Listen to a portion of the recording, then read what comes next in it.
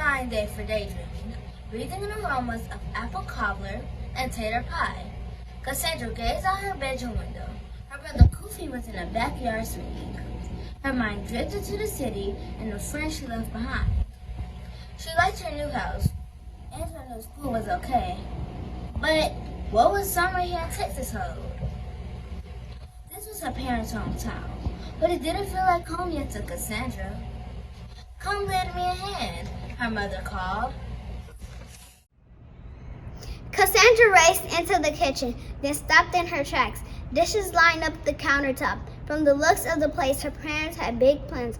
"What's going on?"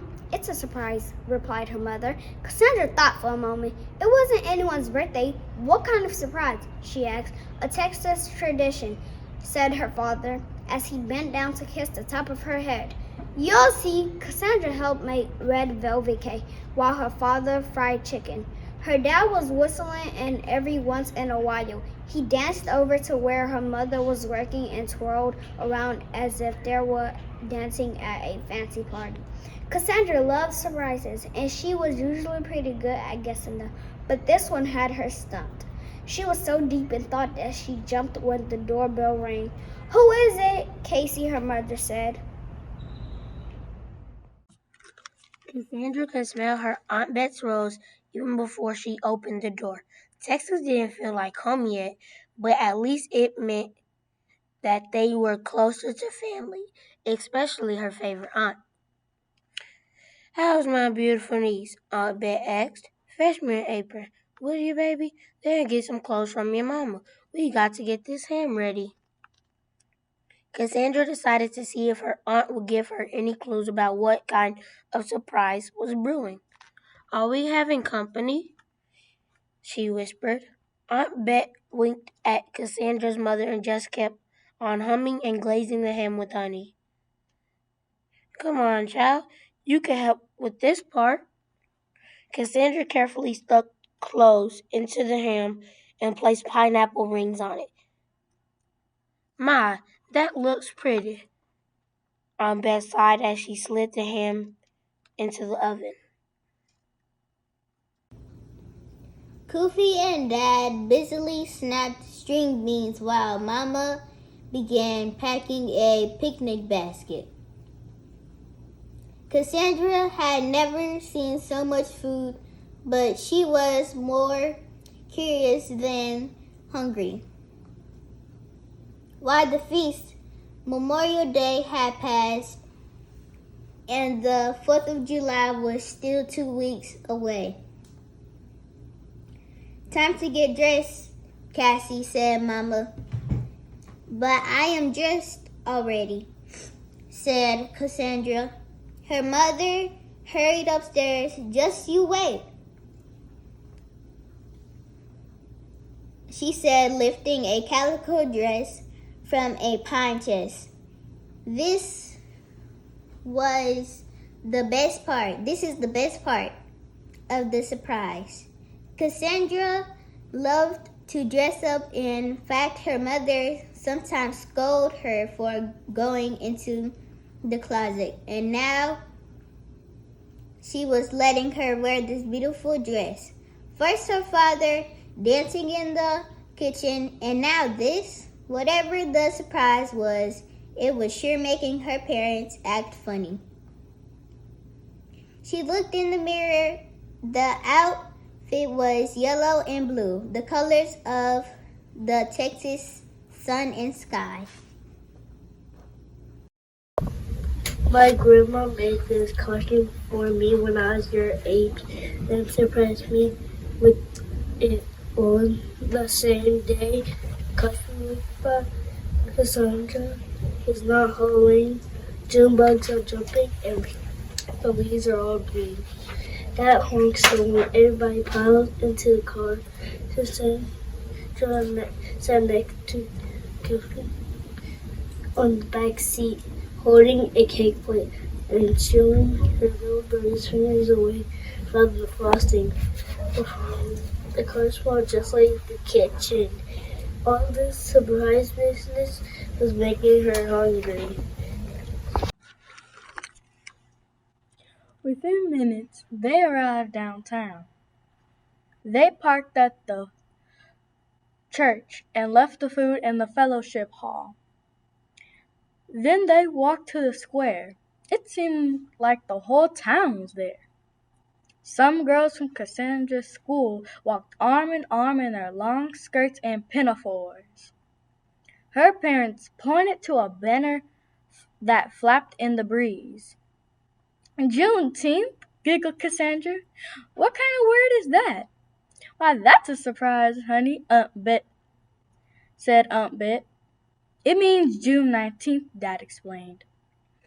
That's when Texas slaves heard they'd been freed. President Lincoln signed the Emancipation Proclamation in 1863, but news didn't reach Texas until more than 2 years later.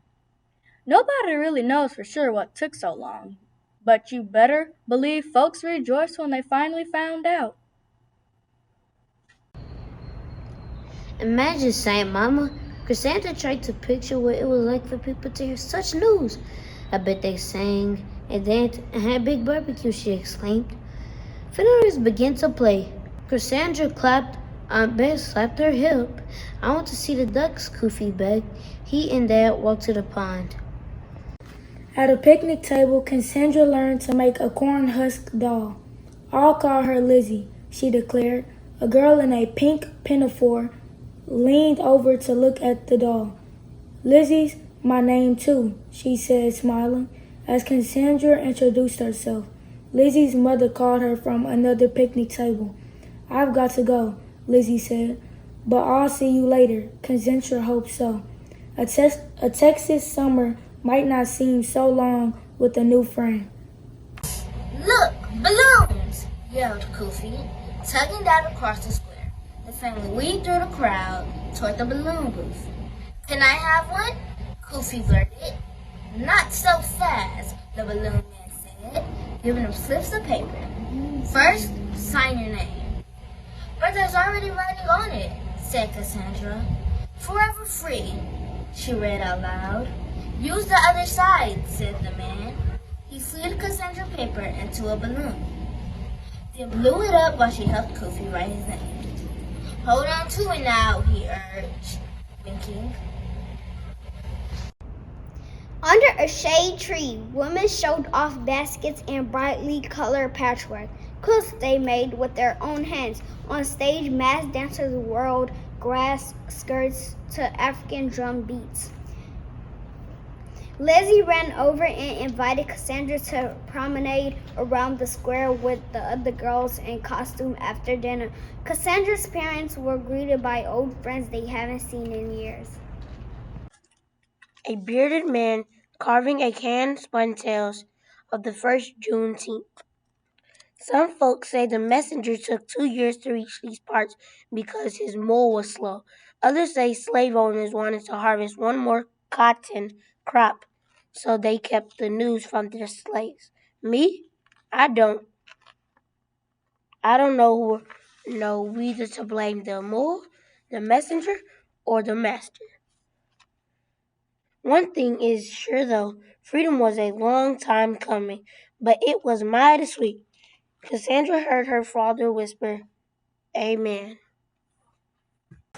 At noon, the church bells pealed. The high school band marched down the street. A man on stilts towered over the crowd. A choir sang spirituals that slaves had once sang in the fields. Aunt Bet shook a tambourine and sang along. As the parade ended, the Grand Marshal said, when the cymbals sound, let go of your balloons all at once.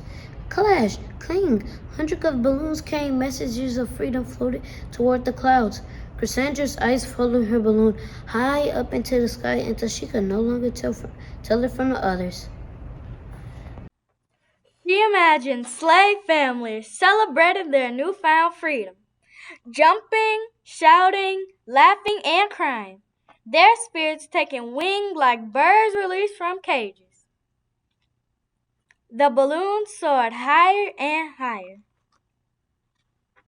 In the midst of her daydream, Cassandra fell on the bed, squeezed her hand, and Gramps, wiping a tear, "Don't be sad on the bed.